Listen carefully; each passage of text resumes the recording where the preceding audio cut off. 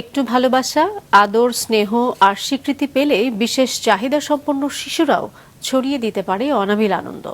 মেধা মননে তারাও যে সেরা, দৃষ্টিনন্দন চিত্রাঙ্কন আর চমৎকার কণ্ঠে গান, কবিতা আবৃত্তি করে মাছরাঙা টেলিভিশনের 15 বছর পূর্তি অনুষ্ঠানে সেটি আবারও প্রমাণ করলেন তারা। জেলা রিপোর্টার হামিদুর রহমান হাসিবের পাঠানো তথ্য ছবি নিয়ে ডেস্ক রিপোর্ট। শ্রাবণের বৃষ্টি ভেজা সকালে জয় পরাজয়ের তাড়না নয়, বরং আত্মবিশ্বাস খুঁজে পাওয়ার অনন্য এক আয়োজনে মেতে ওঠে শিশুরা। রঙের ছোঁয়ায় সাদা কাগজের জমিনে কেউ আঁকে সবুজ গাছ, কেউ নীল নদী, আবার কেউ বা উড়িয়ে দেয় কল্পনার রঙিন প্রজাপতি। ইচ্ছে মতো ছবি আঁকা শেষে আবৃত্তি আর গানে মুখর হয়ে ওঠে পুরো প্রাঙ্গণ।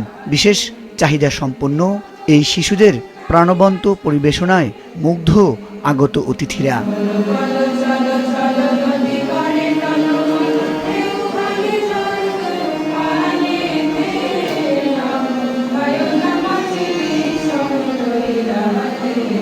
এদেরকে বসিয়ে না রেখে, শুধু ওই আশ্রমের মতো না রেখে, খাওয়া পড়া না দিয়ে একটু প্রতিষ্ঠিত করে দেয়া যায় কিনা, এবং সেটা চলছে।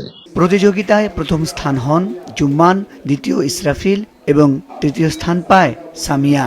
বিজয়ী সহ অংশগ্রহণকারী সব শিশুদের হাতে পুরস্কার তুলে দেন অতিথিরা। এরপর মাছরাঙা টেলিভিশনের 15 বছর পূর্তির উৎসবের পরের পর্বের সূচনা করা হয় কেক কেটে। আলোচনা পর্বে বক্তারা সত্য, বস্তুনিষ্ঠ এবং দায়িত্বশীল সাংবাদিকতার জন্য মাছরাঙা টেলিভিশনের ভূয়সী প্রশংসা করেন।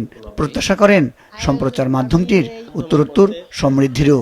মাছরাঙা একটি মানসম্পন্ন গণমাধ্যম, যাদের সংবাদ, যাদের অনুষ্ঠান সব কিছুতেই বাংলা, বাঙালি এবং নিরপেক্ষতা বিদ্যমান। মাছরাঙা টেলিভিশনের এই পথ চলা, বিশেষ করে আমাদের ভোলার শিক্ষা, স্বাস্থ্য, বিনোদন সহ সার্বিক দিকগুলো মাছরাঙা টেলিভিশনে আগামীতে বিগত দিনের চেয়েও আরো সমৃদ্ধ আকারে, আরো ব্যাপক বিস্তৃতি নিয়ে প্রচারিত হবে। প্রত্যাশা করি আগামী দিনে এই মাছরাঙা টেলিভিশনের মাধ্যমে আরো বেশি বেশি নিউজ প্রচার হবে। মাছরাঙা টেলিভিশনকে ধন্যবাদ জানাচ্ছি এই প্রোগ্রামটা আমাদের এই বিশেষ চাহিদা সম্পন্ন শিশুদের সাথে পালন করার জন্য। সমাজের গুণীজন যারা দেশের ভালো মন্দ নিয়ে চিন্তা করেন, তারা যখনই এই সমস্ত বাচ্চাদের পাশে এসে দাঁড়ায়, তো তারা অনেক অনুপ্রেরণা পায়। এই প্রতিষ্ঠানের সার্বিক মঙ্গল কামনা করছি এবং আগামী দিনে আমরা সবাই সাংবাদিকতার মর্যাদাকে ঊর্ধ্বে তুলে ধরে রাখার জন্য কাজ করব, এই আশাবাদ ব্যক্ত করছি। অনুষ্ঠান সমাপ্তি হয় ব্যতিক্রমী আরেক আয়োজনের মধ্য দিয়ে।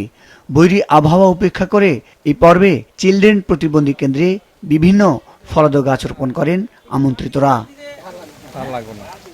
সংবাদ পৌঁছে দেওয়ার পাশাপাশি সমাজের প্রতিটি মানুষের পাশে দাঁড়ানোর বার্তা নিয়েই শেষ হয় এই ব্যতিক্রমী আয়োজন।